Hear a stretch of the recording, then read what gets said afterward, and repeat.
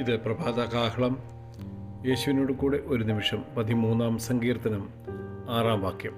യഹോവ എനിക്ക് നന്മ ചെയ്തിരിക്കൊണ്ട് ഞാൻ അവന് പാട്ടുപാടും. നമ്മുടെ ഹൃദയത്തിൽ പാട്ടിൻ്റെ അനുഭവം വരുന്ന നിമിഷങ്ങൾ നാം പുറമോട്ടൊന്ന് ചിന്തിച്ചു നോക്കി. ദുഃഖിച്ചിരിക്കുന്ന ഒരാൾക്കോ വിഷാദിച്ചിരിക്കുന്ന ഒരാൾക്കോ പാട്ട് പാടുവാൻ കഴിയുകയില്ല. എന്നാൽ നമ്മുടെ ഹൃദയം ആനന്ദം കൊണ്ടും സന്തോഷം കൊണ്ടും സംതൃപ്തി കൊണ്ടും നിർവൃതി അടയുമ്പോൾ നാം അറിയാതെ പാടിപ്പോവും. പലരുമൊക്കെയും മൂളിപ്പാട്ടുകൾ പാടി സ്വയം സന്തോഷിക്കാറുണ്ട്.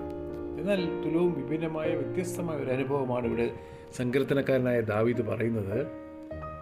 ഞാനോ നിൻ്റെ കരുണയിൽ ആശ്രയിക്കുന്നു, എൻ്റെ ഹൃദയം നിൻ്റെ രക്ഷയിൽ ആനന്ദിക്കും. എന്നിട്ട് പറയാണ്, യഹോവ എനിക്ക് നന്മ ചെയ്തിരിക്കുന്നതുകൊണ്ട് ഞാൻ അവന് പാട്ടുപാടും.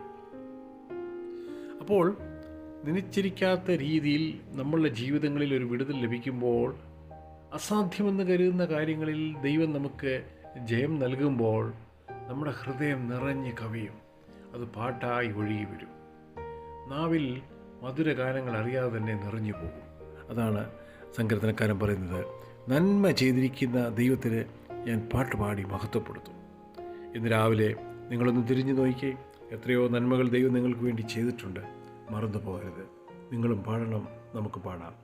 പ്രാർത്ഥിക്കാം. പ്രിയ കർത്താവേ, നിൻ്റെ മക്കൾ അനുഭവിച്ച നന്മകളെ ഓർത്ത് അങ്ങയുടെ സന്നിധിയിൽ പാട്ടുപാടി അങ്ങയെ മഹത്വപ്പെടുത്തുവാൻ സഹായിക്കണമേ. യേശുവിൻ നാമത്തിൽ തന്നെ ആമേൻ. God bless you. വീണ്ടും നമുക്ക് കൂടി വരാം. തിരുരക്തം നമുക്ക് കോട്ടയായിരിക്കട്ടെ.